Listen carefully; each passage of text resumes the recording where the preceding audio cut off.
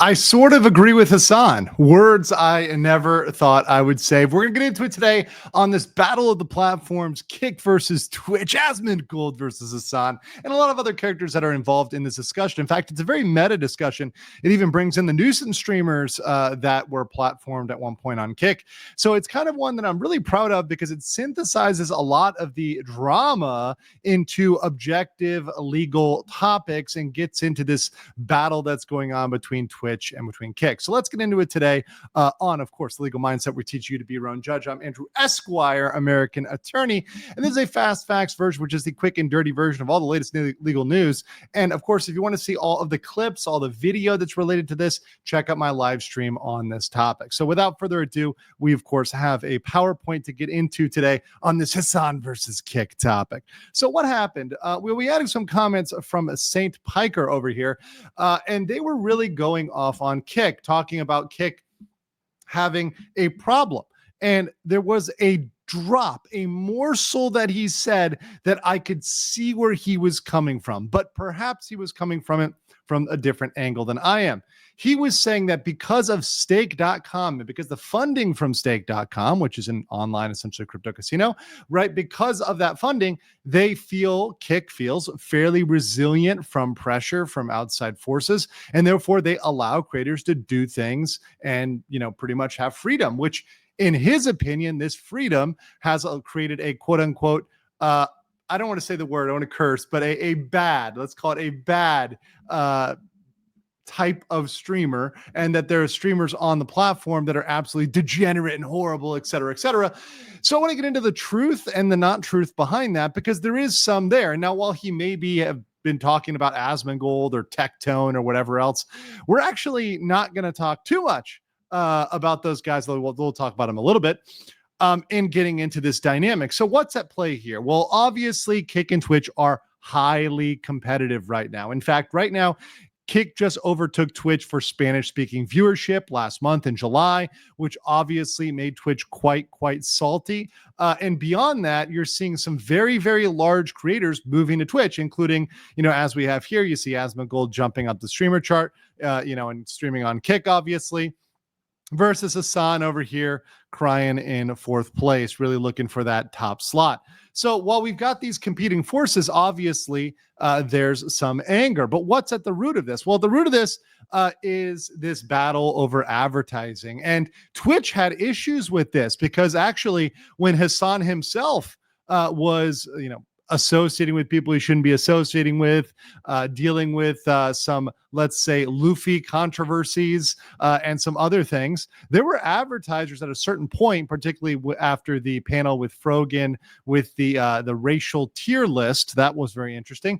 Some advertisers said, hey, we don't like what is being said. And they were informed by angry people on the internet who were quite angry. And they informed the advertisers and said, hey, we don't like this. The advertisers looked at the content and said, yeah, we don't like that either.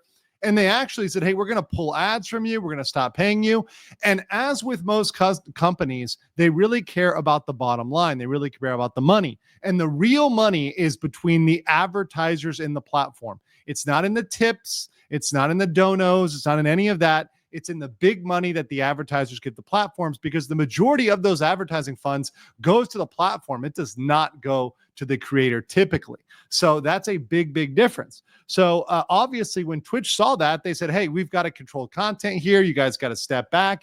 And obviously for Twitch content creators like Hasan, they did not like that. They felt that was unfair, etc., silencing their speech. Well, then you have over here what's happening at stake. Well, at stake, yes, there are people that do not like what Kick creators are saying. Of course, if you are on the internet and you're saying anything, even channels like mine that try to be objective and legal, etc., people are not going to like you. People are going to be mad about what you're saying. But the thing is, Stake really doesn't care. Kick is one of the only platforms that would accept Stake as a advertiser, right? Because the nature of advertising gambling products or anything involving gambling is controversial. Different jurisdictions frown upon that, i.e. countries around the world that are not happy about that. But Kick really doesn't care. Kick can say, hey, we've got this money from stake, so we can just do what we're going to do. Our content creators can do what we're going to do. And we don't have to worry about these people on the internet because they're really isolated from that. We've got a barrier from that because we've got independent funding. And that indeed does make Kick a more resilient platform. And there are benefits to that, not just for Kick, but for other resilient platforms that have independent funding like they have through stake. So the benefits of resilience is that resilient platforms like Kick can host a broader range of content. There are a lot of content creators, shout out to the casino and others out there, that can never be on any other platform, right? The Boss Man Jacks out there, they can never be on any other platform. And there is a benefit to having platforms that can host a broader range of content, that can only host this content because it really isn't acceptable for advertisers or other platforms elsewhere. So saying, hey, we're going to have a place that we're going to allow a broader range of content. And that can be a good thing. Also, the good thing is that the content hosted is more likely to match free speech values. So these resilient platforms, because they don't have to bend the knee to advertisers, are more likely to care about free speech and like free speech and be more compliant with the American version of free speech. Mind you, of course, free speech does not exist in every country in the world. And even countries that say they have free speech may indeed have severe limits on what you can say. I'm looking at you, UK. But that said, it is very, very, very good to be in line with that. And I think that is a benefit. I believe in free speech on the internet, and I think that's absolutely valuable. It also resists control by powerful interest groups. Now, the little bit of the asterisk on that is, yes, you're not beholden, you're not under the control of the same interest groups as other platforms. However, obviously, if you're reliant on one source of income, which we'll talk about, that can make you reliant on those people. So saying, hey, we have to go with these people because they're the only ones that let us be free and the only ones that let us do what we're going to do. You don't have a diversity of income. Your income is really reliant on a large source, right? So that's the benefit. The drawbacks of resilience are you can feel immune from attack, which is not true in reality. If you see Pavel Durov, I'll flip over here, but if you guys don't know, Pavel Durov, Telegram, Telegram thought it was an independent platform, thought it could do whatever they want to do. Well, then you have CEO Pavel Durov getting nabbed in a French airport. And I guarantee you that the authorities tried to get a backdoor into that, tried to get access to that in order to get that information. So what you're seeing is, when these platforms, these resilient platforms, they think we're immune from everything. They will find a way to pinch who they need to pinch. And if they need to pinch the CEOs, if they need to pinch the executives or the development team, engineers, they'll pinch them if they really want to pinch them, meaning they'll put pressure on them, maybe not arrest them, but maybe pressure them in other ways economically. There's a lot of ways that people can kind of press in on the weak links in an organization. And the second you feel you're immune is often when you're most vulnerable because you haven't looked at your weaknesses. But beyond that, it becomes harder to draw the line between what's permissible and what's impermissible. So we're going to talk about IRL streaming, and most IRL streamers are fine and they're good and they're creating good content. But obviously, I've covered on this channel, as many people know, nuisance streamers that have crossed the line. Now, to Kick's credit, and I want to say this very clearly, Kick has gotten better at booting people off the platform when they cross a line. They obviously did with Somali, and you see others that have crossed the line. And Baby Hayes lost his partnership program when he seemingly crossed the line. So you've got them growing and learning, but it's more difficult when you're more free and you don't police as much. It is difficult to draw a line. Because, your question is, should we draw a line at all? Should we just let them do whatever they want to do? And generally, I think that should be the default. But there does have to be some morals and principles and standards, especially as you grow. Because as you grow, the questions are going to come up of, is this really okay or not? And do you want to permit that type of content or not? And the last one is some creators, not all, once again, a tiny minority, take advantage of the liberty given in order to cross certain lines. That could be cultural lines, that could be legal lines. And these are bad actors. And of course, all platforms can have bad actors. But if you have more strict guidelines, of course, it's more clear when what is permissible and what is not. And it's clear that if creators cross that line, they're going to get the boot. So moving on, what I think is from the legal standpoint, what I think is really at issue here is informed consent. And this is the thing that I want to bring up. And I think it's a problem that a lot of people are having here with platforms that are, relatively free versus not free, and also just even other platforms like Twitch, right, where we're having content creators like Hasan get away with things that other creators don't get away with. So let's talk about that. So informed consent is where someone voluntarily agrees to participate in activity after being fully informed of its potential nature, its risks, its benefits, and alternatives. So two words that are important there: voluntarily. So if you go up to somebody without their permission and start involving them, whether it's physically or you're filming them or whatever else, that's not voluntary. And they certainly are not fully informed of what's going on, who you are, what your audience is, what's going on right now. That's not fully informed.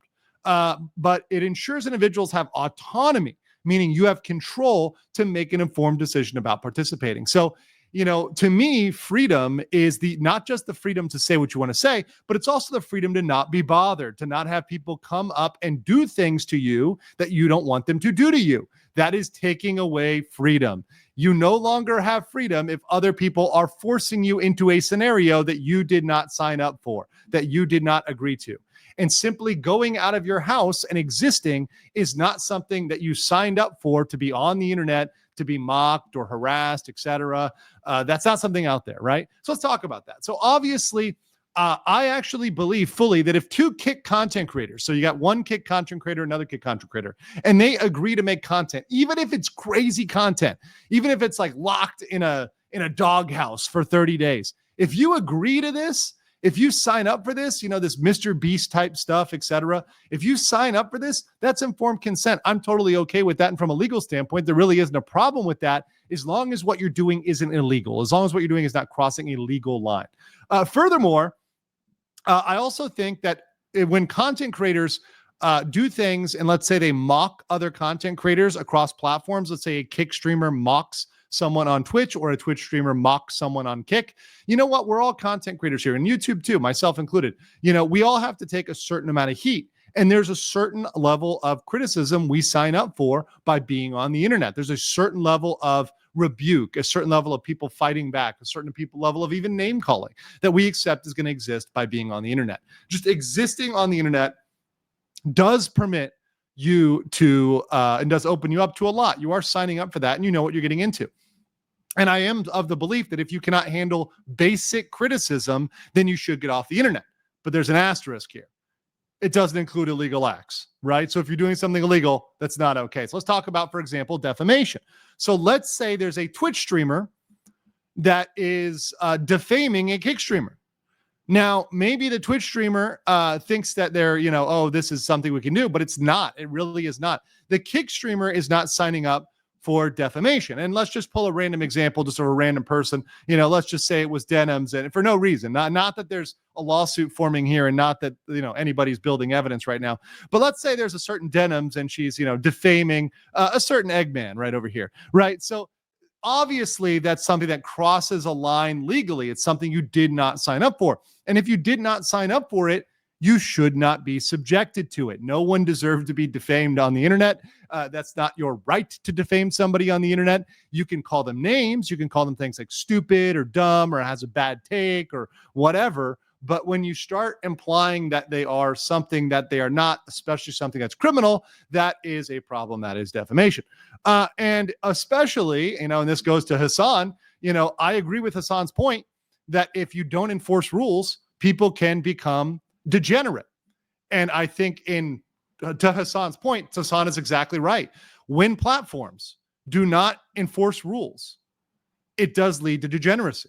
And things like this are degeneracy because they're things that you really shouldn't be doing. They're pressing against things that are legal, right? Things that are just basic terms that we agree to on the internet. Hey, we're not going to threaten each other, right? Even if it's not a real gun, even if it's an airsoft, right? We're not going to engage in something that could be criminal threats, right? That could be a criminal threat. We're not going to do that. I agree with Hasan that people should not do that. And perhaps Hasan should take a little bit of his own medicine on that one.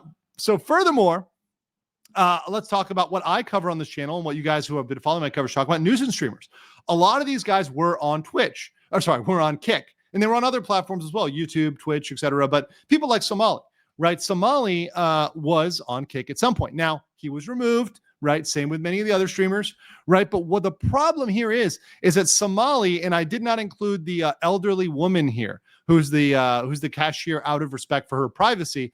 But the problem was not that he threw noodles. The problem was that he yelled at the staff. And the staff of this establishment, I believe it was a 7-Eleven, the 7-Eleven. The staff of the 7-Eleven did not agree to be filmed. They did not agree to be streamed. They did not agree to your monetary split. You're not paying them. And they certainly did not agree to be yelled at. That's crossing a line culturally and legally. And in Korea, that's obstruction of business, which is one of the many charges he is up for in Korea. And then you have people like Vitaly, right? Obviously, the poor security guards who were working in BGC in Bonifacio Global City in the Philippines did not sign up for this. And so didn't the little old lady. Once again, I wanted to keep her out because her face is kind of visible for her privacy. Neither did the elderly woman who he yelled at and said he was going to rob. None of these people signed up for that. They didn't sign a consent form. They weren't explained things. They weren't told, hey, this is just for a prank. This is for a joke. If they were told that beforehand and they were just acting and playing along, that would be different, but that wasn't the case, right? That wasn't the scenario. If these were all fellow Kick streamers, then he could mess with them as much as he wants to mess with them, but he didn't do that, right? Same with Somali. So in those cases, I say it's too far. So let's go to the conclusion here, what I have, which is kind of wrapping it all up. In conclusion, Kick is a more resilient platform due to the philosophy and funding mechanisms. In that way, Hasan is right. Hasan is absolutely right that Kick is more resilient, right? And what I disagree, though, is that the vast majority of Kick streamers are law-abiding and compliant with free speech. I see no problem with almost all Kick streamers. They are fine. Now, there is a small subset, and Kick can do a better job to improve on removing the bad apples and the people that cross the line. But that's the growing pains of a platform. As a platform grows, they do better at moderation. That just is what it is. However, Twitch, as a platform, cannot continue to cross non-consented boundaries. They cannot continue on Twitch to be defaming people. They cannot continue to be threatening people. They cannot continue to be putting people on that perhaps they shouldn't put on because maybe they're cosplaying terrorists, right? There's a lot of things that Twitch can also do to be better. So this is not something just to dump on Kick. In fact, I think Kick is making more right moves than wrong overall. In fact, I think creators should consider streaming on Kick if they want an alternative platform. And I do think ultimately platforms can coexist. And listen, this is not some sort of hippie thing. This is a real market analysis. There is space in the market for multiple platforms. And I think that makes all the platforms better because it causes a challenge. It causes them to push each other. We don't need to live in a scarcity mindset that Hasan wants to go in, where everybody, it's one or the other, and either Twitch wins or Kick wins. In reality, if we really want, both Twitch and Kick can win. But the question is, do those platforms want that? Do the creators want to live in an abundance mindset, or they want to live in this scarcity mindset where they have to win and everybody has to lose? I don't want to know what you guys think in the comments below, and I will catch you on the next one.